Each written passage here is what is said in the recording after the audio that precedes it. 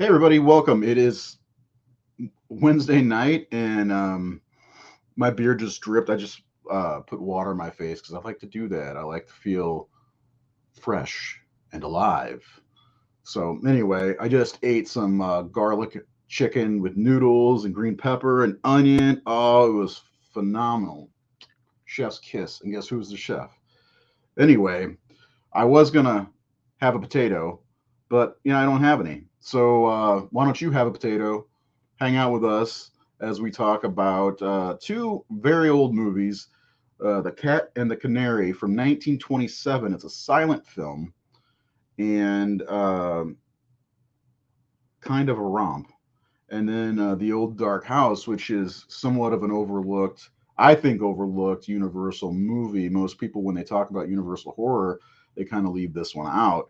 And we're also going to do our Universal rankings this evening after we did all of the long, I think it was September when we started. We did the Creature from the Black Lagoon series, the Frankenstein series, the Dracula movies. What are the other? The Mummy. So we did a lot, and the Invisible Man last week. But the first thing I'm going to do is introduce the rest of the guys, the team. Well, the ones that are here right now. Uh, Nate is in the house too. Nate Boy is in the house. Nathan Thomas Milliner is here. How are you doing? Good. That is fantastic. All right. Um, and then we have Seth Winchester. I mean Miller. Seth, how are we doing this evening? Doing all right. How are you guys? I'm really, you know what? I'm actually great because I forgot I had this in the fridge. Gold Peak tea is very refreshing. It's low in calories. No, I'm just joking. I was gonna do like an ad, but anyway. Uh, yeah, pretty good. I'm very happy. I've got two more movies left to get from my October buying of horror films. I'm waiting on. Let us go. Oh my god! And we're starting the show off the right way. Uh, but I'm waiting on two Hammer films, and then I get to do a big ass video of. I might break it up and just this is what I got for Hammer, and this is what I got for this. Blah blah blah blah. So anyway, I'm assuming Jared will be here soon. Otherwise, we're gonna get to the list. What did we decide on? 15? Yeah. Let me pull it up. Actually, I'm gonna pull it up on my phone because my computer was dead and it's running really slow now. So let's go. Let's go. All right. So anyway, we took well. How many did we? Was it? I had 25. Nate, you had like 27 that you ranked. Seth did. How many did you do, Seth? 25. 25, and I think Jared did 20. Yeah. So pretty cool. So I'm gonna go from the least to the number one, and excuse me. And I'm don't think I'm gonna spend too much time on this, but we'll start with Dracula's Daughter at number 15. Number 14, The Son of Dracula. Number 13 is Werewolf of London. Number 12 is The Invisible Man Returns. That's a good movie. That's a shame it missed out on the top 10. Number 11 is The Ghost of Frankenstein. Number 10, in starting off the top 10, obviously, we have Frankenstein Meets the Wolfman. Number 9 is The Mummy's Hand. Number 8 is The Mummy from 1932. Ooh, 8, wow. But there are some great ones ahead of it, so it makes sense. Let's see. Number 7 is The Old Dark House. That must be painful for Nate. This is exactly where I have it on my list. Nate, where'd you have it ranked? Number 2. Ooh. Who had it ranked so low that it dropped that far? I knew I had 7, but it couldn't have gone that far down from 7 because it's at 7. Creature from the Black Lagoon is number 6. The Son of Frankenstein, which is one of my favorites, is number 5. Dracula. Honestly, Dracula should be a lot lower on this list, but it's number 4. We have a tie for number 3. Invisible Man, and Frankenstein, 1931. And Seth, from what I understand, has been crying since we got the results. The Wolfman is number 2, and Bride of Frankenstein is number 1. So that's the list. We took all of our lists and combined, and Nate combined them into one as we do, and that is the way the cookie crumbles. And Jared's here. So we'll bring Jared in now, just in time to talk about. Hello, Jared.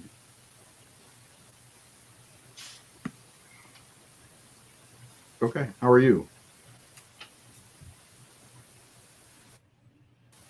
Can't hear you, man. Yeah, we can't hear you. Just hand gestures tonight from Jared. Nope.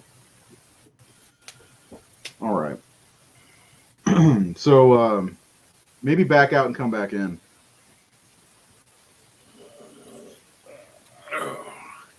So anyway,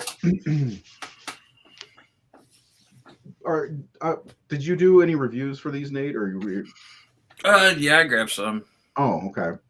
You want to do reviews for Cat and the Canary first, and then we'll get into some discussion on the Cat and the Canary. We haven't done the Amazon reviews in a little bit of time. Yeah, because we were covering so many movies at once. So here we go, back at it. These Amazon reviews. Go ahead. 1 star for the Cat and Canary. Silence. This is a silent movie, not for me. That's it. 1 star, silent film. I didn't realize that this is a silent film. I have no patience at all for reading while watching a film. I have seen some that are worth the headache reading, watching, but not this one. 1 star. Only got that rating because I did not finish the movie. 1 star. Silent movie. Didn't like. Didn't even finish the movie. Movie too old to enjoy. Might have been better as a talkie. Okay, 2 stars. I got some 2 stars. It's probably a great movie if you have the time to simply sit. I didn't realize, this is my favorite, I didn't realize this was not a talkie. I had things to do, and I wanted this on in the background. No time to read what was going on. That's why I gave it 2 stars. It's probably a great movie if you have the time to simply sit and watch, as you're supposed to with movies. That's what movies are. You're supposed to watch them. Yeah, right? Yeah, it'd be good if you actually could sit and watch the movie. It was disappointment. Being a silent movie is not a detriment. However, it is the case it was. I feel so much was lost in the translation from real words to the written word. The technical aspects also left a lot to be desired and were a major distraction. Old silent film put to music. Don't like these movies. They move too slow. That's it. Yeah, I mean, they're extremely outdated films, and I guess it takes a certain type of. I'm going to share the video anyway. Silent film is a hard sell for audiences who. Yeah, I mean, unless you're watching like Nosferatu, for instance, because I know that one still can play well with a lot of people. I mean, I know that's one of Jared's favorite movies, horror movies at least, and there's reasons why these are classics with this. And I have seen, this was maybe the 4th, I think, silent movie I've seen, which was Nosferatu, The Cabinet of Dr. Caligari, of course, and then what's that other big one? Haxan or something like that? Haxan. You got the Lon Chaney movies too. Yeah. Oh no, Phantom of the Opera. I think I've seen that one. I don't know. Who knows? It's not on my list because if I haven't seen it in the last like 20 years, it doesn't go on my list, And Jared's back. Let's see if he's got sound. I got sound. All right. So Jared is here, sounding like a maniac as usual. So let's. Saul. Jared, we were just talking about. What'd you say? I said he's our Saul. He shows up last, and he's the crazy one. So me and Seth were talking the other day about each one of us and what studio we are, and we decided Jared was Trauma. and Nate, you're A24. I'm A24. Yeah. And I don't remember what Seth was. I think I took New Line because I think I'm more mainstream than anything. So Dimension anyway. Films. That's right, Dimension. Hellraiser and Halloween sequels and shit. Yeah. Anyway, Jared, I was just talking about your love for Nosferatu, which is our next episode. Next week, we're doing all three. Well, the two movies from 22 and 79, and then I guess we're going to talk about Shadow the Vampire, which is not really streaming anywhere for free and is out of print. So I hate that movies like that are out of print. A movie that was made and released in 2000 is out of fucking print. You kidding me? Anyway, there's my rant, Razor's rant for a little rant, but But anyway, Jared, we were talking about your love for Nosferatu, and kind of segueing into that, what did you think of The Cat and the Canary? Because you do kind of like the silent films, don't you? Oh yeah. The silent film started it all. Like, one of the ones that I like the most that it is very racist and very bad for these days is The Birth of a Nation, and it's like a 3-hour silent film about Yeah. Made by a Louisvillian. I forgot we watched that, and I had a class in high school called Film is Lit, so I've seen 5 silent films. The list is growing. How about that? So anyway, what'd you think overall of The Cat and Canary? The first 20 minutes were kind of slow. Mm-hmm. One thing I did notice that we can kind of get into a little later is there was a lot more dialogue that was expressed on screen that was given actual, dialogue cards, I guess. And I think that's because it was a stage play at one point before that movie.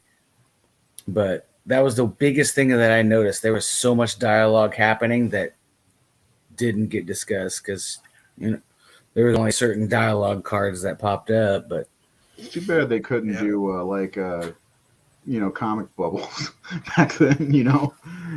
Although he makes a point that this movie does have a lot more title cards than most silent films do have. Like, I've watched a lot, and they generally rely on visuals, but this one does have a lot of title cards. One thing I liked about it was the animation of the title cards. Like, notice how expressive they were. Like, if there was a big exclamation or a big moment, the titles would like swoop or grow or swell, or they would. I haven't seen that. Mm-hmm. I've only seen maybe 20, 25 silent films. That's it. But I don't know if I've seen that.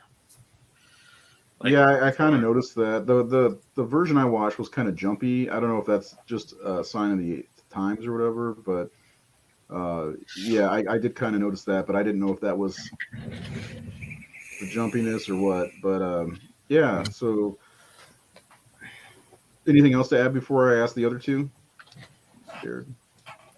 I got nothing. Seth, did you get a chance to watch The Cat and the Canary? Well, kind of. So before today, I didn't know that it was a silent film. Oh. And I went to put it on while I was working. I figured I you wrote that. You wrote that review. I went to to listen to it, and throw quick glances, but I still have to work. That's top priority. And so when I put it on, and then I realized it was silent film, I'm like, fuck. So I was like, I didn't know what happened. I'm gonna have to sit down and actually watch it. I don't mind silent films at all. I've had to watch quite a few, in some of the film classes I used to be in. But I'll have to give it another shot. Yes, and Nate, you were the one that suggested this one last week, and I know you've been kind of on a kick the last few months of watching some oldies. A lot of horror movies too, though. I didn't see this one until about two or 3 months ago, and I had always wanted to see it because I like the old Dark House, and I had always heard that it was sort of a take on this movie. And there are certain images that you'd see from this movie. So I finally decided to check it out. I think I watched it on YouTube or I guess it's on Prime. There's a lot of places showing it. Mm-hmm. And I watched it, and I was like really entertained by it. It's like it's kind of this subgenre of film where the Agatha Christie kind of thing, but also the especially this one because it's not a murder mystery, where you gather a bunch of people at a house and there's ghost talk. House on Haunted Hill, haunted honeymoon. This one kind of haunted honeymoon was definitely riffing off of the Cat and the Canary. I like that movie. Yeah, I love that movie, and it has a similar plot. Haunted Honeymoon did. Also, both of these movies are funny. They're comedy. They're black comedies, really, and Yes. which makes them really fun. But I really enjoyed the Cat and the Canary. I thought it was entertaining. I just thought it was fun silent film. It's not one of it's another German. Like the Germans were just the best filmmakers of silent era. I mean, they It seems like it, yeah. people. Yeah. Like Paul Lenny directed this one. He also directed The Man Who Laughs, which we all know is a big Batman. Inspired the Joker, Conrad Veidt. They also believe that if Paul Lenny died like 2 years after making this, and if he hadn't, they believe that he probably would have been handed Dracula or Frankenstein for Universal. But a lot of people were inspired by this film, and Lenny Hitchcock was inspired by this film. He was one of the people who really took to it. And James Whale, there's this theory that James Whale got a lot from this movie, but they said there's only like one case where James said that he was an admirer of Paul's, but he never came out and said that he pulled from this movie. But there's definitely a lot of things in it that echo in Old Dark House.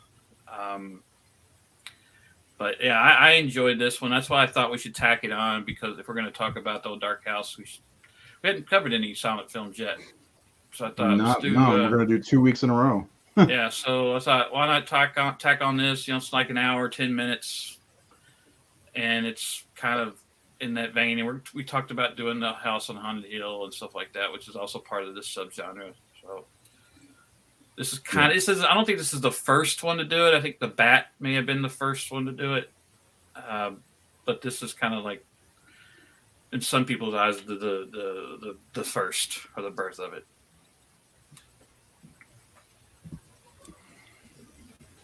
Yeah, as much as a fan of film I am, I have so much trouble sitting through. When you were reading those reviews, I was like, I kind of understand. I have a hard time with silent films keeping my attention. And while I saw a lot of similarities to the Old Dark House, which I've seen numerous times. By the way, did you get to see the Bob Hope version? I've seen it before. Yeah, but I didn't. It's not streaming anywhere, I don't think. No, it's not. I was reading about it a little bit, and it's a little bit different. But I was curious to see what was different. Because just like the 63 Old Dark House from Hammer is way different than the 32 version. Yeah. But anyway, so this one, I had a hard time following it and being interested in it. The music in this one is, and that's, I think, one of the biggest problems for me is how repetitive the music is. And I understand musical cues and the way they use the music, but it seemed like it was the same stuff over and over. And I is that a sign of the times for the? Sometimes it is. Like I watched the Shock, which was a Chaney film a while back, and they just kept playing Dance Macabre over and over and over again and again, which is a much more fitting music. The music for this one did. I don't know if there's a set music or every copy has a different music, because I don't know if they always had the same music when they played these films back then. Right. But yeah, they're not always repetitive. I mean, I've watched a lot of silent, like the Charlie Chaplin stuff, and actually I've probably seen more than 20, because I have watched like a shitload of Charlie Chaplin and Harold Lloyd and Buster Keaton. Buster. So and those seem to have music that went with the visual stuff. But yeah, this movie, it is kind of, it's hard to follow. I mean, basically the plot is that this rich guy, West, was it Conrad West or something like that? Yeah. Cyrus. Cyrus. Yeah. He died. Cyrus. He died, and I guess he. It's really cool.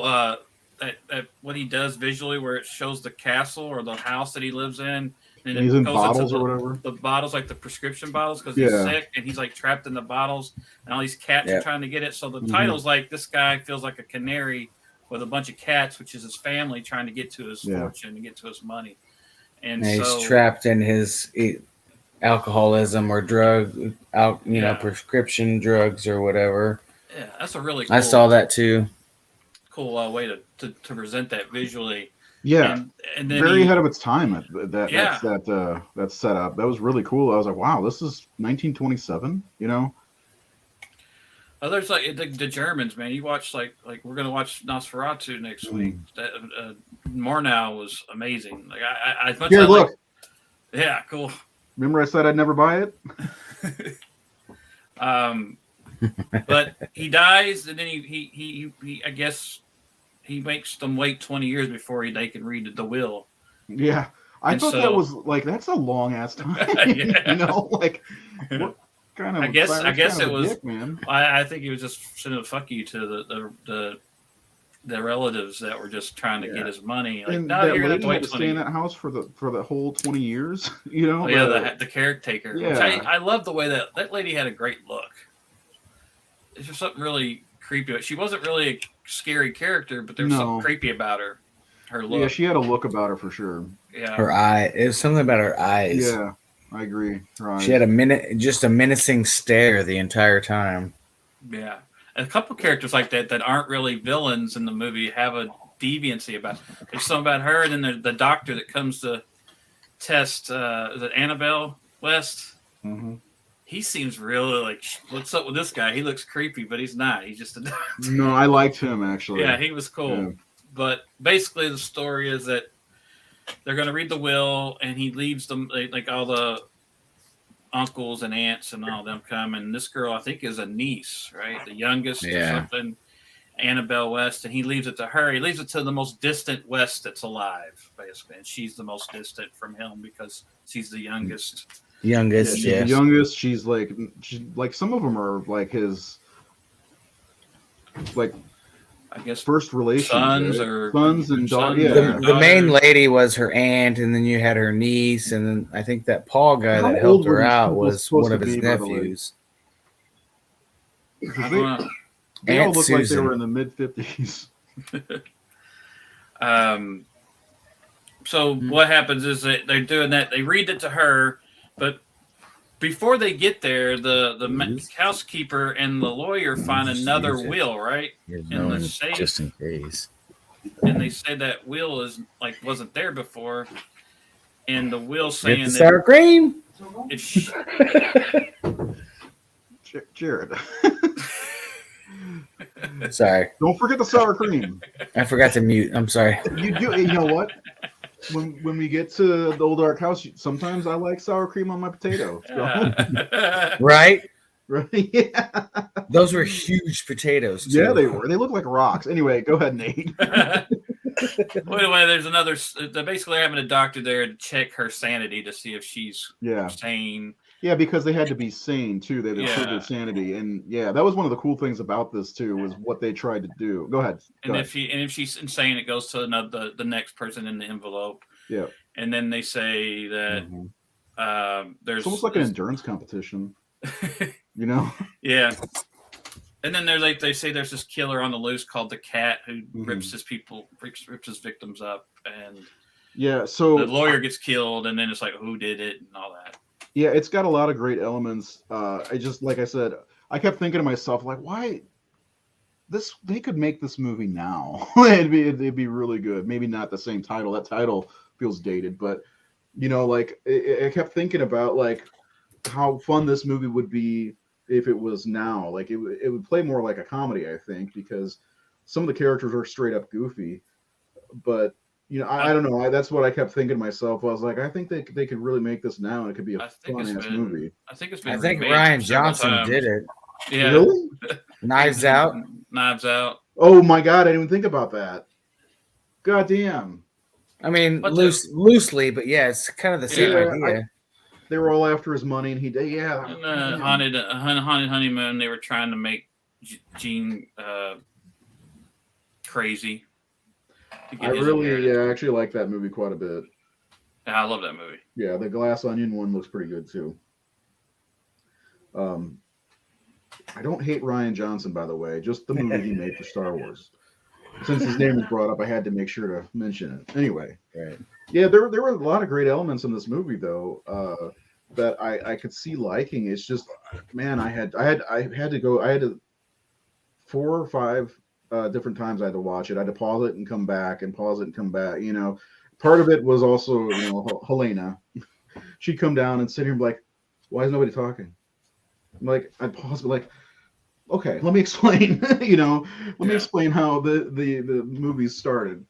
And I had to come back a couple times because I didn't want to fall asleep watching this one because I felt myself blinking out a little bit. But there are a lot of things about it, and for a movie from that era, I think a lot of what they want to do is visual, obviously. And I was gonna, again, I love good sets, and I think the house in this, and like you guys mentioned early, I think they had the same art director these two films. So I believe you're right, yeah, because that's the other thing about the Old Dark House is I fucking love the art direction in that film. And this one, for it's funny, so for an older film, even though it's only 5 years older than the Old Dark House, not that much. Right. I really like the art direction. Yeah, but the weird thing about it is watching them back to back, it feels like the Old Dark House is like a million miles ahead of the Black Canary. DC on my brain, sorry. But the Cat and the Canary. But there's a lot about I love, that's one of the things I love about old black and white movies is the set design and how creepy it can feel just looking at the set and looking how the characters are, play in the set, if you will. I don't know. That's one of the things that really stuck out to me was the set. I like the set quite a bit. We could jump into Old Dark House since we kind of got started late, and Also, I wanted to mention the cinematography for that time was pretty damn good too. So, yeah. Anybody have? I know Seth has nothing to say because he was doing laundry. He was listening to the score, basically. Jared, do you have anything else you want to add to it before we move on to the main event? I mean, nothing great, but 1927 is kind of like the end of the silent film era. You have like maybe a year or two after that. Just to compare it from what like Nosferatu was like 10 years before that, like you don't really realize you see it in a silent film, but there was so much going on in this movie that I had to rewatch it because there was a lot going on, and like I said earlier, there's a lot of dialogue that they're speaking that does not get vocalized in the movie, which I think might have helped it. I do too. But no, like some of the visual effects, like you can see how far they had come just doing silent films. But like you said, this was literally 3 years removed from Dracula, Frankenstein. Like so much had happened in film just in 3 years from that movie being made. It's so crazy to see. Yeah. It looks like it's more than, just a few years. Like when I kept thinking to myself, I cannot believe that the Old Dark House is 5 years after this. And if you think about 5 years now, it feels like a blink of the eye. 2017 was 5 years ago. And there are much there are much better films from 1927 in that era than this one. Like if you watch some of the really good ones, this does feel it's not as well made as it's good, but at the time I was like, well, it's 27, but I'm like, no, I've seen some 1927, 1926, 1925 movies that blow this out of the water. So yeah, but yeah, you're right. It really does show you how. I still think it shows you how good James Well was. Yeah. Because his films are just instantly, like I said, it's only 4 or 5 years. The filmmaking alone, and it's not just the sound. No. It's everything. There's progression in style.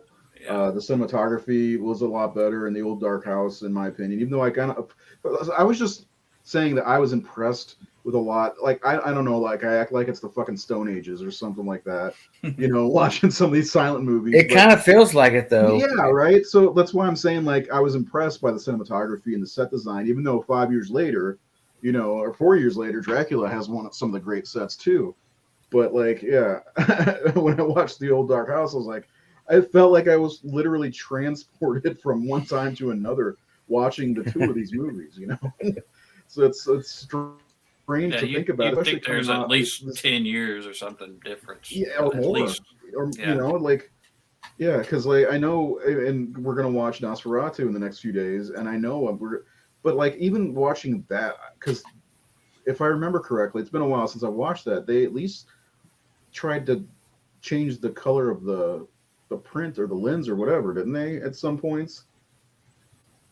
Am I thinking of something else? Like, I swear it's not the same color palette. Well, they'll do different tones and things. Yeah. Sometimes. Yeah. Which is for 1922, 100 years ago. If you get the Kino Lorber one, it's actually kind of a light blue tint throughout, which actually is better than the black and white. Well, I'm looking at the back of it, and like there's yellowish. This is kind of a bluish up here, So I don't know. I'm looking forward to digging into this. Oof, yeah, the way they changed it with the light blue tint changes the black and whites. It's softer, but it's also lighter at the same time. If that makes any sense. Yeah, it does. There's a documentary, a 52-minute documentary. I don't know if you have the same one I do. I have one that's like an entire light blue with. This was released in 2013. The one I have. So yeah. Anyway, that's the one I have, but I got a 2-disc version. Yeah, mine's 2-disc. Nice. Yep. Nice. So that actually has the different. That has the different soundtrack. Yeah. Yeah. And it's got a documentary that I'm going to watch, and then lengthy excerpts from films by F.W. Murnau, Journey into the Night, The Haunted Castle, Phantom, The Finances of the Grand Duke, The Last Laugh. I want to see that movie. It costs a lot to pay Max Schreck. Anyway, so he was hungry. The old Dark House is 90 years old. So that's wild. I know, right? Like Nate, this has got to be one of your all-time favorites because you've been talking about doing this movie for a long time on the show. So I was like, fine, we'll let Nate pick a movie. So why don't you lead this? We'll just let Nate do it. Yeah, they just need to do it. What? We'll just let Nate go with his movie. No. Well, we're all going to get a say in this. But I want him to introduce this one. Oh, please. Definitely. Yeah, I don't remember when I saw it. Maybe 10, 15 years ago. And that's probably longer than that. But I don't know. I just really liked it. I like the old Dark House setting. I like the atmosphere, the wind blowing, the corridors, the storm outside. It's a great setting for horror films. It's your classic horror trope. They go for it. And I probably saw it in the 90s the first time because I remember watching like House of 1,000 Corpses, which borrows heavily from this movie. Even has a clip on it when I think at some point they're watching like the Melvin Douglas. Like, what if all the bodies were stacked inside in the door? I think it's clips in the House of 1,000 Corpses. I just really like it, and I like how the movie. I like hangout movies, and I like movies that feel like plays. Even though this wasn't a play, it feels like it should be or would have been. It's based on a novel, The Benighted by Priestley, J.B. Priestley. Yeah. And I haven't been able to read the book. I want to get it, but I heard it's fairly close. There's a few things changed, but I really like the characters are so quirky. The movie's so fun, but I love the films, but I also love all the characters. Everyone has a personality, has a different thing going on.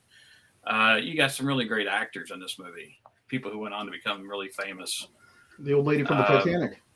Yeah, Gloria Stewart. She did Invisible Man after this. She did a few other bigger films. And she's Titanic. She's just so you know, I know her name.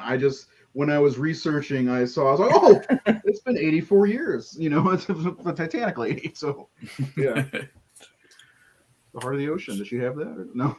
She still has it. Yeah.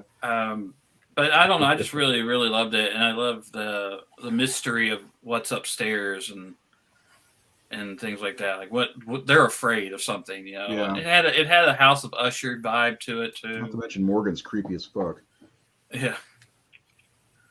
So I think I was the same thing. Watched it in the 90s on TCM. Yeah. Like that's how I saw most of the Universal movies, and I thought it was just a straight up comedy, played for laughs. Because I didn't like the spooky setting. I mean, like it took me back, and this is not the same thing at all. But like it took me back to some of those creepy Three Stooges episodes where they were like being haunted or in a haunted castle with the haunted night and all that stuff. It's not exactly like that, but that's what it kind of had that feeling to me. And that's, one of the things I really enjoyed about it.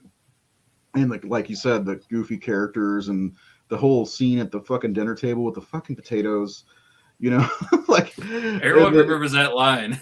Yeah, that's the one thing I think everybody remembers. I watched 2 like 5 or 6 minute documentaries, like people talking about it on YouTube, and they both ended with saying, "And have a potato and watch the old dark house." It's like, yeah, have a potato. But my favorite part of that is when Lawton's just going on loud and going on. All of a sudden, he just stops. Have a potato. Have a potato. Like that's enough of talking. Yeah. So it's a colorful cast. Gloria is really good in it. Not as good as she was in Titanic, but like, I wonder if her boobs look like. I doubt it. Anyway, did you get to watch this? Jared left. I was going to ask him. Which one was Gloria? She was the main character, essentially. Margaret. Yeah. Oh, the blonde. Okay. Yeah. Not the garage hussy. The pretty prostitute girl. She was a hussy. No, yeah. Kind of a flapper. There was some legitimately funny moments in this movie. I had never seen it before. You did? And you had? I thank you guys for. No, I thank you. I had never seen it before. Wow. One of the funniest moments was also at the dinner table when the brother was standing up and he was cutting the roast, and he's like, "No." He was talking to his sister. He's like, about her religious state. I don't understand how your religious values are going to make the meat any less hard. Yeah. I mean, I'm paraphrasing, but right, like that's right. the way he made it sound. Like, Jesus Christ, we got a rock hard piece of meat. It's like your religious their whole relationship are not going to make them softer. The whole relationship between them is just hilarious. Like from the very beginning, where he's like making room for him. He goes, "My sister was just making a point to assemble these flowers," and he throws them in the fucking fire. It's just funny. I'll be right back. Yeah, I have expected to throw the vase in the fire too, but he didn't. He has to drop that and make the big. But like, if she rules the house, like, did you guys hear me? I really love her too. Yes, we can. Ava Moore. Did you hear me? I heard you. I dropped water all over my fucking pants, so I gotta go put something else on. I'll be right back. Oh my God! Just take your pants off. We can't see it.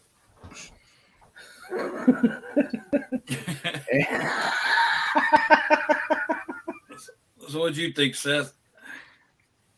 I liked it. I saw this, I think, a couple months ago for the first time because I know, Nate, you've been talking about it a lot and you've mentioned it a lot. And one day I was just scrolling through and I found it somewhere, I think Amazon Prime or something like that. And I don't know, am I frozen? Mm-mm. My computer just fucked up for a minute. I can hear you. You're good. Can you guys still hear me? Yep. You're good. Are we frozen? Okay. Yeah, so a lot of stuff you guys have already brought up. I like the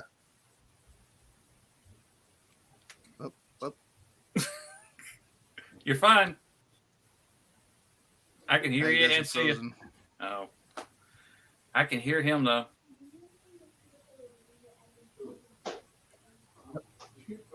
I'm just gonna sit here. I'll just nod. You guys I was gonna say, you're not. I'm here. He's coming through and I he's could barely moving. hear anything you guys are saying right now. I guess just on his end. Okay. You want to go, Jared? Yeah. I mean, I can talk about kind of the things I was confused. I'm back. How's it going? Hey, Ray. Hello, Helena. I couldn't keep a straight face. Go ahead. I really Come on. couldn't. I have sweatpants and a friend shirt on. That's okay. I had to change my pants. So, all right. Sorry. Go enjoy your cookies. Sorry, guys. At least she's cute. I don't know. Anyway, what were we guys talking about? What did I miss? Seth was not freezing.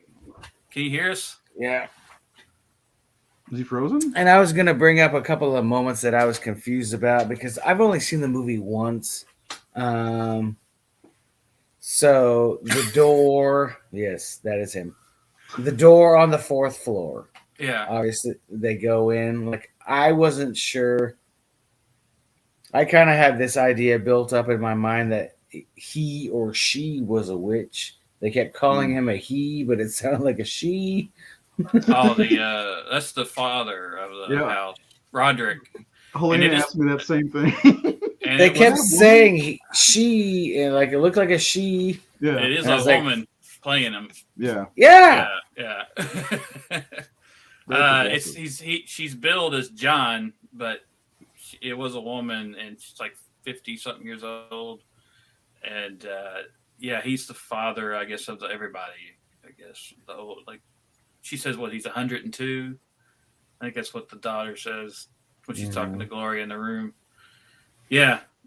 And I like that she gives you all this answer like, oh, no, don't worry about Morgan. It's my oldest son, Saul. He wants to destroy everything and kill everything. And that's why we need Morgan to protect, to take care of Saul. Yeah. Halfway through, you're like, what? Shit. I thought Morgan was the guy. Yeah, it's like Morgan is like the red herring. He's not really the threat. It's Saul. Well, look at him though. Like, I mean, Yeah. the makeup job's great. It's not Lugosi. It's Karloff. You know, again in a non-speaking role with James Will. What does he not like his voice? He doesn't get to speak. Well, he doesn't get to speak until the Mummy, right? But that's the thing. Like, even like the Blu-ray cover or any like posters you see him on the cover, and he's very menacing looking. So yeah, you're like, what's he up to? Seth is back. He's moving around. I can see him. Seth, He is very menacing, especially that big gash on his nose. the thing I noticed the most is like watching it again and trying to really dissect was how. I mean, he's lusting for Gloria Stewart big time because I realize like he's constantly going after her. Around like when he the walks dinner table. But yeah, when he looks at her, remember he walks by her and he's just eyeballing her and he walks around and he's still looking at her the whole time. And once he gets drunk, he doesn't stop. And when he walks downstairs and all the men are around him, he just makes a beeline for her. Like, that's and why I keeps picked that going picture. for her. Yeah. Look at that. Look at his hands. What a creep. He is a creep. Like he's a creep, man. What's he gonna do? He gets a hold of her, and which makes me think of the way she's dressed. Gloria Stewart asked James Well, like, why do I change? Why no one else changes? The other girl doesn't change. He goes, why do I got to put this thing on, this white Very spaghetti provocative for strap 32. thing? Yeah. And he Yeah. said, Nightgown. and he said, because when Karloff chases you through those dark hallways, I want you to look like a hot flame, white flame, walking through there. So it does. It makes her stand out in that dark house. She's just this whole white image, like the white hair, the white skin, the white. So he just said he described it as a white flame dancing through the house as Morgan chases her. Is what he had in his mind for her. He had a flame for her. No, he didn't. Which we could talk about that, because this movie, James's homosexuality does play into this film, because a lot of the cast were homosexual, and we had a woman playing a man. Of course, we got to talk about what's his name, Thesiger. What's his name? Yeah. Oh, yeah. Ernest Thesiger, who plays Horace. Pretorius. Yeah. He's so fucking good. I love, from the moment he comes on screen, everything he does, everything he says. First, I didn't even recognize that was him until I've seen this movie numerous times over the years, but he looks very different, because I think I've only ever seen him in Bride of Frankenstein, other than this now. He plays such a menacing character in Frankenstein, whereas in this one he's more fragile and scared and spooked. But I also think it's the way he was shot.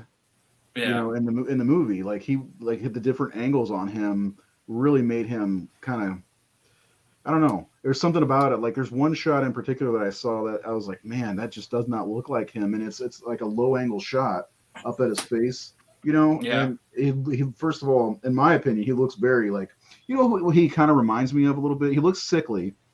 It kind of reminds me of Reverend Kane from Poltergeist 2. Yeah. In his appearance, which I can't remember that guy's name. And he really wasn't that old. No. He was like 50. Well, I mean, look at 3 years later, he was very spry. So, Charles Lawton, there's a lot of rumors that he was homosexual as well. He plays Porterhouse. He was married to Elsa Lancaster, the bride, for years, and they never had children. Really? So apparently, she said it was because of his being gay, and that's why they never had children. But then somebody said, well, she's full of shit, that's not what it was. Or sounds like back in between the 30s and the 70s, and maybe even now, there's a lot of not now, but a lot of closeted gay actors especially back then, because I know Rock Hudson, nobody knew he was gay, and there's rumors that Cary Grant was gay. I don't know if that's true or not, but yeah, I mean, they're like all throughout you find out these people are. Ernest was very open. Apparently he was a female impersonator as well, but he'd been in theater forever. He knew James through that. A lot of his theater people he brought in for this movie, and he's kind of like a Tarantino in a way, if you think about it. Keeps using the same people for the most part, not always exactly the same people, but he just has his community. Yeah. Carpenter does the same thing. Yeah, he uses a lot of the same people. Well, I thought only Rob Zombie did that. What? One of my favorite lines in the movie is Charles Lawton when Melvin Douglas comes in and tells him that he's going to propose to the girl that he's with, and they all talk about who's a working man and who doesn't. Like, Melvin's not really a working guy, and so he says, "What do you think?" And Lawton says, "I think you've put in the most hard-working day you've ever put into your life, like winning that girl over." Yeah. And he says, I thought that was pretty funny too. I love that line. He said, "Oh, Bill." He goes, "Who told you call me Bill?" I love Charles Lawton in this movie, and I like her entrance. I love the way he chose to shoot it. When they open the door, and she kind of comes breezing in between Thesiger and Morgan, or I think it's the sister and Morgan. She comes breezing. It's like, woo, and she's like, what? There's just something. She walks right into camera, comes right around. It's a really cool shot. And then Lawton comes in, sneezing. I thought you'd never open that door, and just comes in, starts like just owning the house, basically. They come in like just loud and obnoxious, and that's why I love that part where he just bangs on the table to shut them up. Have a potato. Am I coming through? My screen just froze. Okay. You're fine. Yeah, my computer. Oh, need a new one. It's almost 9 years old. Yeah, Lawton. There's scenes where he's really outrageous, and at times I feel like, especially at the dinner table, like he kind of steals that whole scene, in my opinion. Other than the have a potato stuff, but like when he stands up, I like his character. What was his name? Porterhouse. Yeah, Porterhouse. Like the steak. Yeah, Like the fatty steak he is. all these characters were a lot of fun. Seeing him interact. There's one scene in particular that where the guy's got the knife pointed at what's his name? God damn it. Yeah, It's Melvin Douglas. I can't remember what his character was. Pendrace or Pendrell, something like that. yeah. I really like that. Pendrell. That little interaction there is That pretty scene good. is fucking great. Yeah, Yes. it really is. Yes. It's scary. Saul is Mhm. scary. Well, Saul, the look on what's his name's face that's got the knife, he looks he's got the fucking the crazy eyes going, Yeah. and he's just kind of waving the knife around a little bit. It's like, I love his, whoa, like when he comes down, he's acting like he's scared. Like they Yeah. locked me up there, and Melvin's Yeah. buying it, and then they just cut to him, and he just the smile comes on his face. You're like, he's full of shit. yeah, Like he's dangerous. And this his motions, the way he would move and go. And he heard the movement in the cupboard. He goes, "Who's in there? Who's in the cupboard?" And you won't tell me. And like, oh, and he goes, "I thought you liked me." He goes, "I love you." Like it's just weird. So he's got the knife, and he's like talking about Saul from the Bible and all this, and it's just really fucking creepy. And I said, I know this movie inspired House of Thousand Corpses. That character had to have inspired Otis Driftwood. Had to be where Otis Driftwood came from. That and Chop Top, kind of coming. But I could see that. he has to be the Otis of that homage. Which is going to give me more to think about when I go back and watch the Otis or Bill Moseley playing Chop Top, even because I didn't think You're about that. Fucking, I wonder, that makes you wonder if like Bill Moseley went back, because he's kind of a fan of film.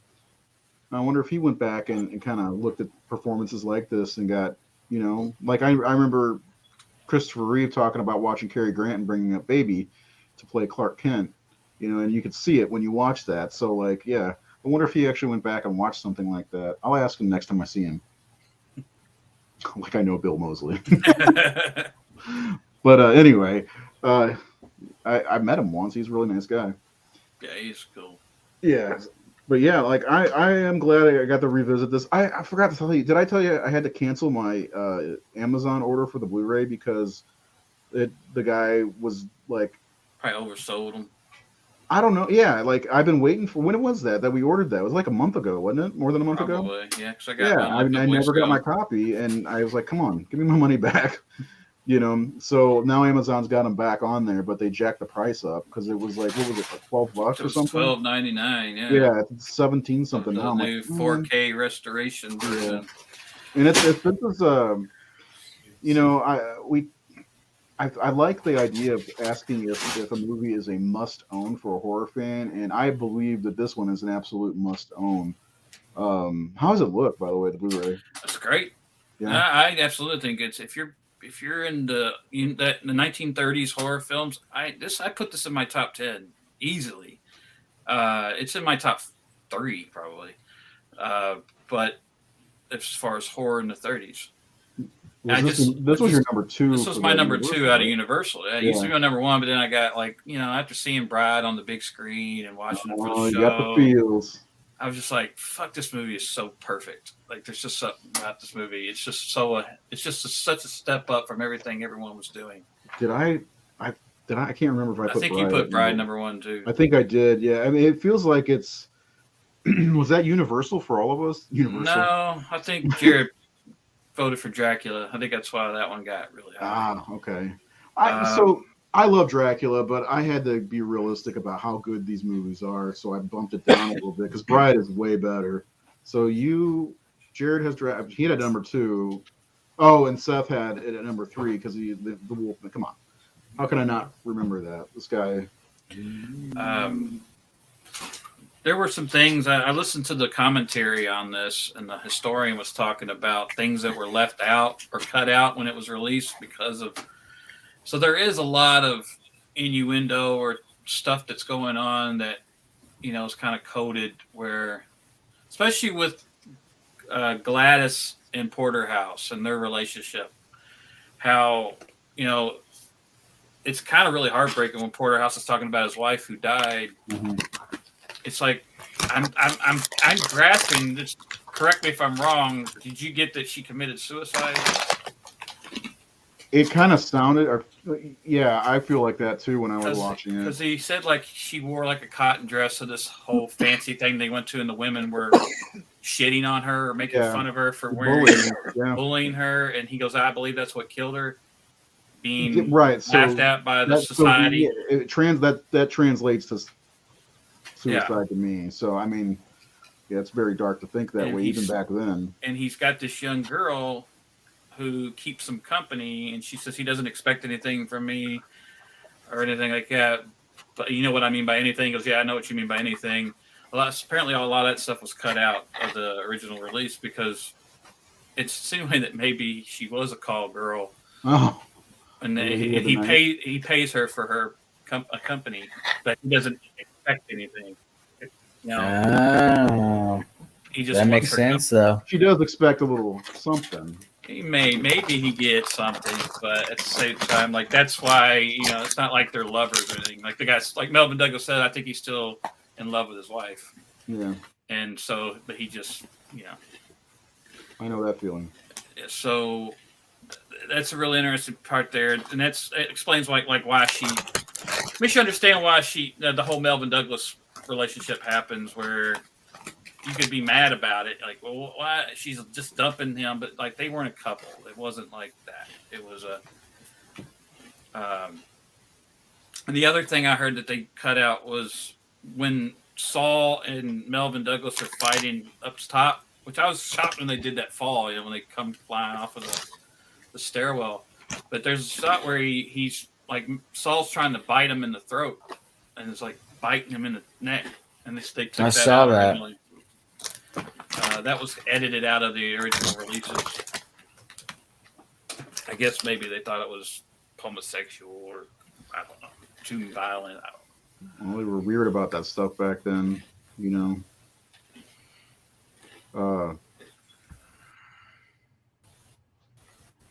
Sorry, I got a text. I had to check. Yeah. Seth, what are you doing? Is he even here?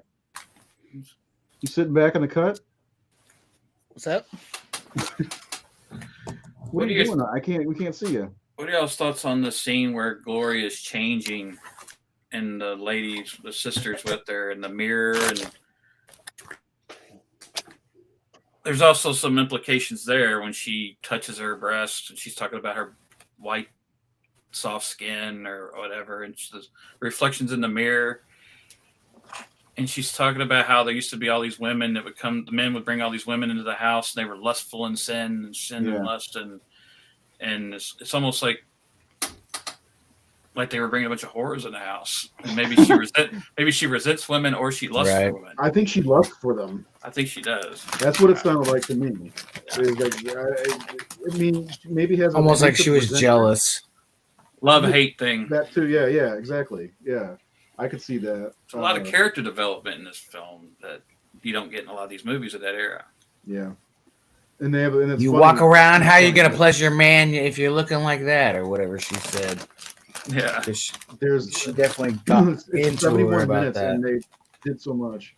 And then later she invites them to come in her room to be safe from Morgan and Saul, and they don't go in there. Like, no, we're good.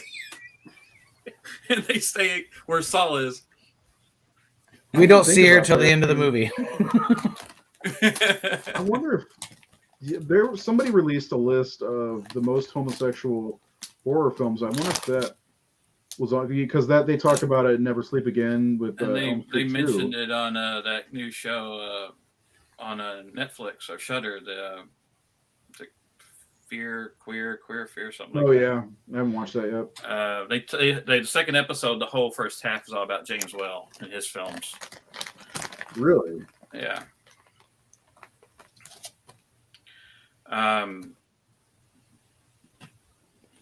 One thing I heard Gloria Stewart talk about was how like her and Melvin were the only like I guess non-British actors on set, and so she talked about how they had their tea time every day, which Mhm. frustrated them. They stop at 11 o'clock or 4 o'clock to have tea, and they didn't participate in that. So the British people would go off, and it left Gloria and Melvin sitting by themselves together. But she goes, it was actually good because we started talking, and he started talking about James Cagney and a few other actors who were trying to start a union. And basically, between that friendship and those talks, Gloria and Melvin became like founders of the SAG, of the Screen Actors Guild. Wow. What? I'm looking at this list, the 10 best queer horror movies, and Invisible Man's on there, and Cat People. Anything James Will touched has it in there. I guess I never really picked up on it, and now that you're saying that, I don't know what that means for me. Talk about this movie was considered a lost film for a long time. Was it really? And I think maybe why it's not, doesn't have the legacy that we're comparing to other Universal movies to. Mm-hmm. Well, what happened was they lost the rights. Universal lost the rights in like 1957, and then Hammer and Hammer, yeah, they remade it in '63.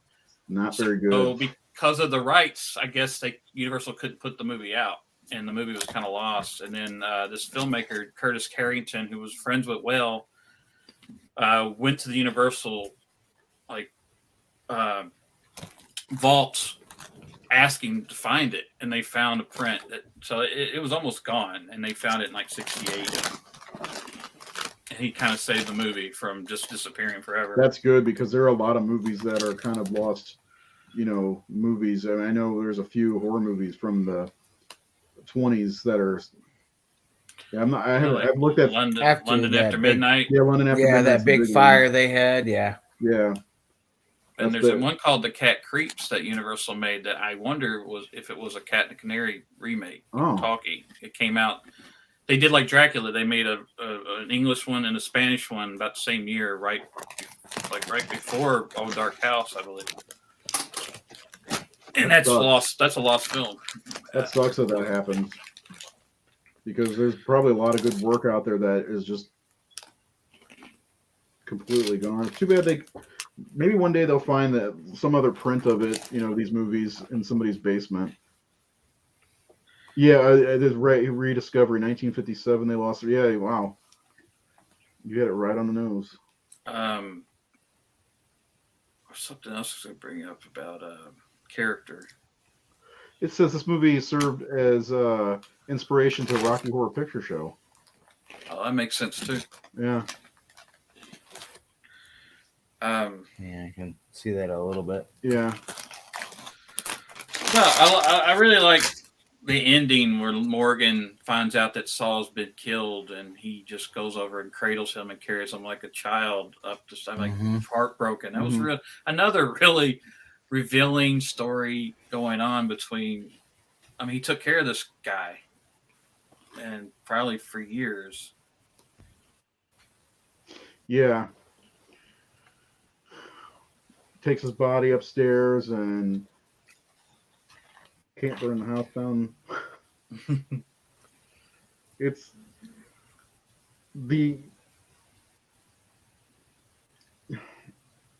I don't know. The ending, like, the one thing that I like about, and I'm going to go back to the 63 version for a minute, is the ending of that one, because it's very different versus, although the asking him to be married or whatever. But like the endings are very different, or I feel like I actually like the other one better a little bit. I don't see anything about this being 63 a homosexual gay. Yeah. I know. In the novel, apparently, in the fight between Lot and Saul and Pendrell, they both die in the book. Saul kills Pendrell. Oh, really? Yeah. But I think Well had developed this romance, and they felt like the audience would have like been pissed off at that time if they hadn't finished that. And so I think they actually tested it without that ending. It ended with him saying goodbye to Gloria and her husband, and then when they didn't do well, then they put the ending of him proposing to her, which is kind of cool because he said, "I'm going to propose in the cold light of day." And then weren't you going to do something in the cold light of day? Oh yeah, will you marry me? Oh yeah. I forgot what I was gonna do. That's what I forgot what I was gonna say. In the old days, I have head trauma. I have a bandage on my head too. Because they said it kind of left. It also left people didn't know if he survived or not. And the audience really liked Melvin Douglas's character and wanted him to live, which he is very, very likable. Yeah, he is. I just thought it was funny because they have like a 30-minute long tryst in the car. You know, they have a couple shots of whiskey, and they're like, "Okay, this is gonna be forever, guys." Yeah. Now, since this has been your first time, Jared, let me ask: is this one that you plan on picking up? I already own the Blu-ray. Oh, you do? Yeah. I saw on our group post that Nate watched his granddaughter's interview. Is that his daughter or granddaughter? Oh, Boris Karloff's daughter, Sarah Karloff's daughter. Sorry. Yeah. So I definitely want to dive into the special features for sure because this is like I put a parentheses. The Cohen release. Yeah, the Cohen I think one. It's what it is. Yeah. I put a parentheses and a question mark around the old dark house when we did the listing of I was wondering Universals because I just didn't know if it fit with it because we have our box sets that are Universal monsters, right? I just didn't know if it fit, so I put that as a question mark. But I also wanted to implement that because I saw a couple of you guys do that as well because I feel this movie is way better than a lot of those sequels and stuff like that. Like this movie it predicates like ideas like Clue, like just that. Oh my fun, god, yeah. Just that fun wrap around where there's lots of characters and you don't really know what's going on, and like it just. Could you see Tim Curry playing Saul? He was perfect for that part. God, Jared, very good observation. I didn't think about that. Damn it. Yeah. I love Clue, by the way. When I was a kid, we'd always go, after we saw it, me and my cousin, we would just walk around going, "I am the singing telegram." I always have to have the gunshot in there. And I always like the scene. And it has the fun raining stuff in the outside. They were drawn to there, but like, Michael McKean being I thought you were a plant. No, he's a fruit. or at the end when he comes out, one of the endings, he's like, "I'm going to go home and sleep with my wife." Sleep with my wife. I was just quoting it yesterday because I watched this. There's a documentary called The Automat on Netflix or HBO about the Automat restaurants, and Mel Brooks is one of the main people on there, and he was talking about Madeline Kahn, and I just started doing that, and Claire goes, "I hate her so much. Flames, both sides of my face." I love that fucking movie. My kids love that movie too. God damn it! Can we talk about that movie sometime? Let's talk about Clue. Let's talk about Clue. It's a murder mystery. It's my favorite Tim Curry movie. I love it. Absolutely. That third act where he's just going through all the possibilities. He's running around. They're just following him. It's so brilliant. I like when he drags Scarlett around by the arm or whatever. And then when they open the fridge and he falls out. Yeah. And they scream and he's just sitting on the floor going, "So." Just Well, keeps can you going. Keep imagine if you wanted to see all the endings, you'd have to go to different theaters to try to see each one because they released them all separately, didn't they? Yes. Originally, I think I so. think they From did. what I heard, they did with the TV version, with the theatrical versions. But if you have the Blu-ray, you can kind of watch all the different endings. Well, they're all in the movie now, but when they released the movie, they were planning on doing it because Clue, the game's like that, but they were going to release a different ending in each theater. I can't remember. I love that movie. We should talk. Seth, do you like Clue? Mhm. We should do it. We should Clue do and it. Or do a commentary, one of the two. I could see us doing a commentary I for think a it. commentary would be a lot of fun. I think it's. Let me see. I'm gonna see if it's dry. I have it. I have a copy of it. I But have a DVD or Blu-ray. Clue 1985. What is fucking Fubo TV? Fubo? Fubo, yeah. Yeah, it's like a football. Maybe not just football, but a sports streaming thing. It's on there. But other than that, That's weird. yeah, fucking love that movie. I showed it to my kids this spring after I bought it on Blu-ray or something like that, and they absolutely loved it. So yeah, it's timeless. Plus Tim Curry is, and I told them, I was like, hey, that's Pennywise from the 1990. They're like, that is. I'm like, yeah. You got to see him in what's that Lethal Weapon spoof? Loaded Weapon 1 or something like that. Yeah. Oh yeah, or it was the Girl Scout. Yeah. Wilderness Girls. Wilderness Girls. Yeah. Wilderness Girls. That movie's hilarious. Emilio Estevez and Emilio Estevez, what is yeah. it? Samuel L. Jackson.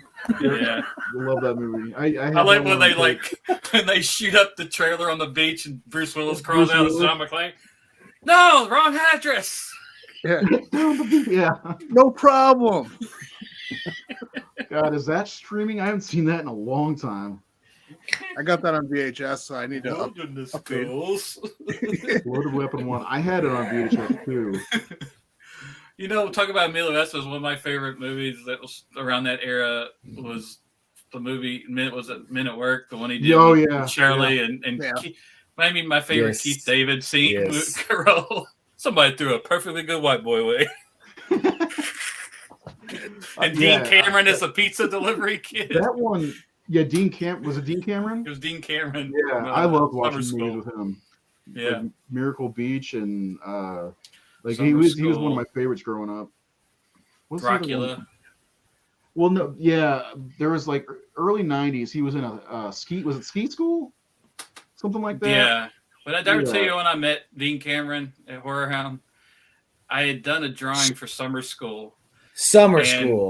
Yeah, I done a drawing. I drawn him as chainsaw in summer school, like a cartoon. Francis. And someone gave it to him sent it to him on Facebook. So we became friends on Facebook before we met. So when I went to the show, he's like, "Oh, I can't wait to meet you."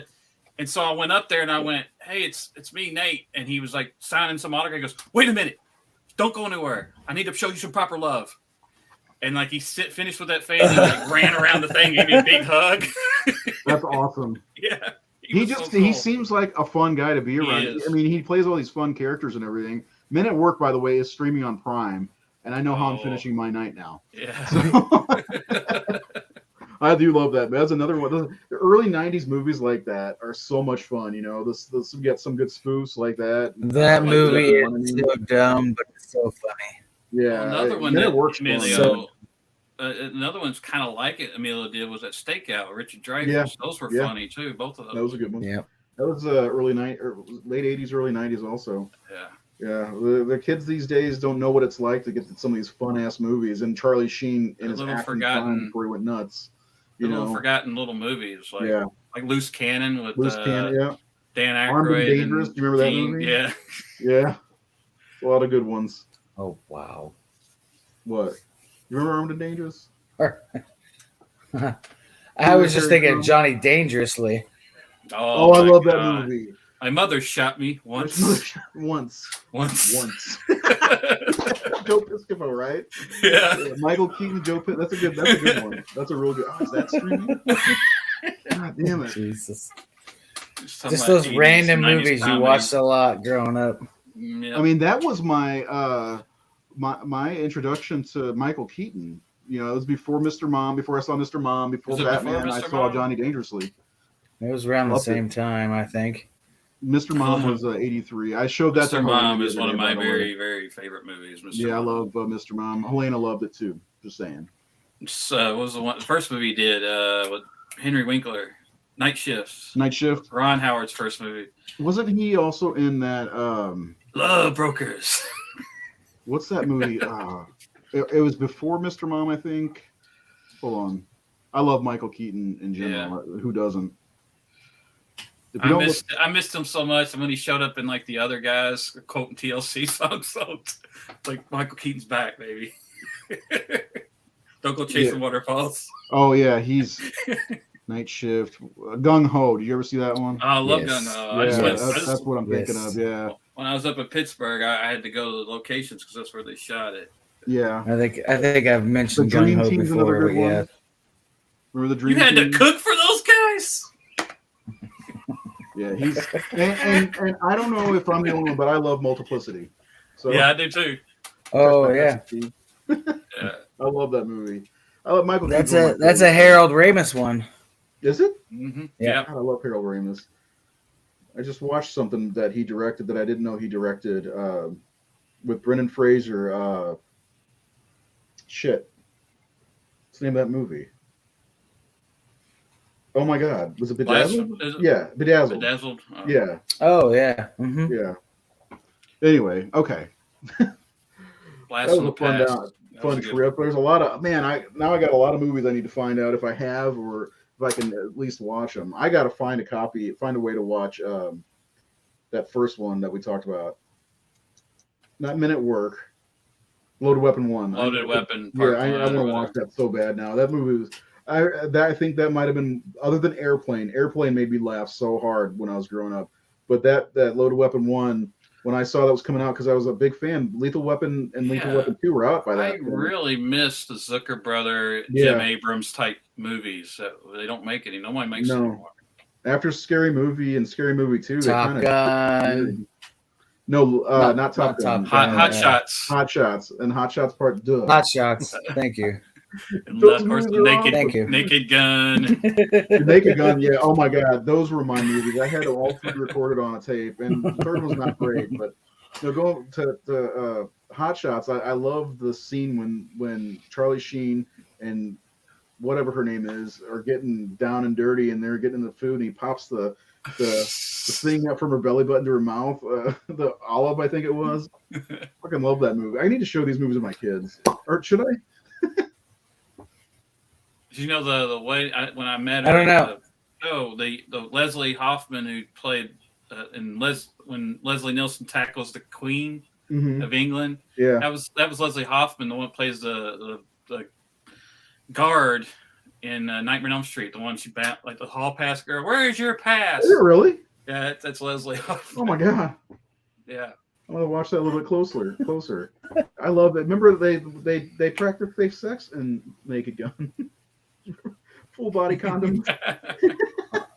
I know. I bought watched I bought the TV series on DVD like a couple years ago, the Police Squad TV show. Oh yeah, what it's Yeah. based on. Wow. Do you guys remember in the second movie when Frank and Jane meet up for the first at a piano bar, and they're sitting right next to the guy playing the piano, and they're like, "Play our song one last time," and he starts going, "Ding dong," which is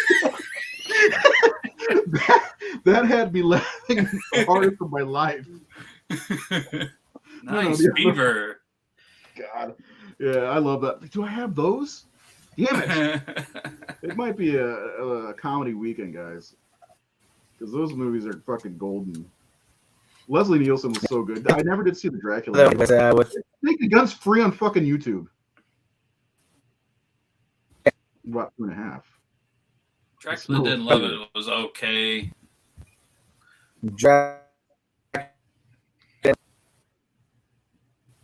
I think Well, let's wrap up the episode because we're way off topic. Yeah. one with Oliver that was pretty fun. Jared, you broke up really bad just then, bud. Oh, we're talking.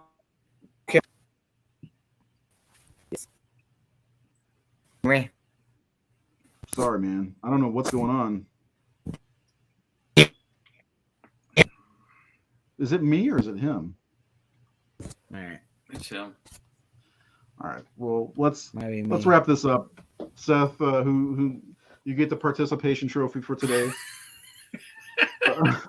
I know you missed out on watching The Cat and the Canary, but did you enjoy The Old Dark House? Yeah, I did. Okay. Anything you want to add to that, or are you good? I'm good for now. You okay? Yeah. Too many potatoes? These for Clemson. Have a potato. Something like that. You'll be fine. Jared, are you back? Are you? No! That was clear. You hear me? What's he doing? Yeah. Give us your You hear final me? thoughts, Jared. Yeah, Can you hear you? final thoughts. Val Kilmer, real genius. Oh, I showed that to Reynolds a couple months ago. He loved it. What about that other one he did? No, the one, the Abrams brother, The the spy. Top Secret. Top Secret. Yeah, Top Secret's good too. With the Zucker I like the brother. end whenever her Yes, boobs are going. that was the one I was through. thinking of. Yeah, I That have was the that one I was too, thinking. actually.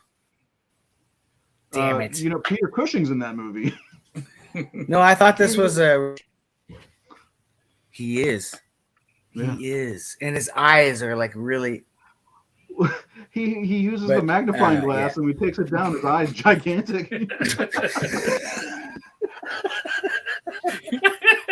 gotta love that shit. My God. We need you, Zucker brothers. God damn it! Yeah, I know. Their comedy wouldn't play nowadays. Please. Like, I mean, could you imagine? If they released the American Fried, or what is it called, Kentucky Fried Movie today? Oh God. Ooh, The Daredevil. the Daredevil. Yeah, I like the way that's set up. He's like, this is the biggest stunt he's ever performed. Oh man, I don't think they get away with that today. No. But anyway, Jared, any thoughts on The Old Dark House before we end tonight's episode? I just think it was a fun double feature because they kind of played off each other pretty well, Mhm. even though they were completely different movies in style, obviously. But like we talked about earlier, like it's a wonderful look. You can watch one movie from 5 years ago and see how much film has evolved in 5 years. Like Yeah. this was back in a time where we'll never get that back. So I mean, it's like when you can actually sit down and watch that kind of evolution, like you're really just diving back into a bottle again. Like we're never gonna have that back again. No, I mean, look at So- something released in 2017. It could have been released today for the most part. Yeah. Like I'm struggling And to think about what and- came out in 2017, but And even now you can see the difference in CGI or special effects, just 5 years difference. Like yeah, I think it's getting worse actually. Thor: Love and Thunder. I'm good though. Thank you. Yeah. Good night, Nate. Final thoughts on two movies that you definitely want to talk about. Yeah, I love the Old Dark House, and Cat Canary's fun. I probably shouldn't have suggested it because we could have just spent the whole time talking about Old Dark House because I really didn't think about how deep that movie is and how the character development involved in that. That's why I think it's one of the best, as Jared says, one of the best Universal horror movies. I kind of wish we had tackled like The Black Cat and some of the other little movies that are incredible that are not considered or not lumped in because they're not monster movies. We But, will have to cover The Black Cat. That's one of my Yeah. favorite movies that we didn't include on the list. yeah, My three favorite Universals are Black Cat, Dracula, and and I watched Son of Frankenstein. The Murders in the Rue Morgue with Bela Lugosi a I haven't couple seen weeks that ago, and I fucking love that one. I think that was a really good one. Edgar Allan Poe's story. So yeah, Well, I'm glad we got the chance to talk about the old dark house a little bit.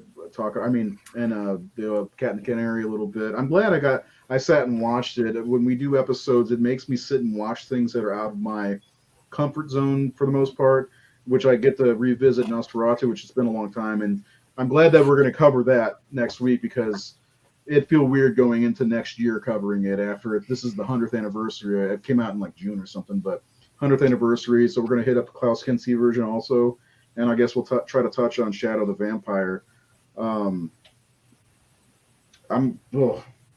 Anyway, I really like the old Dark House myself.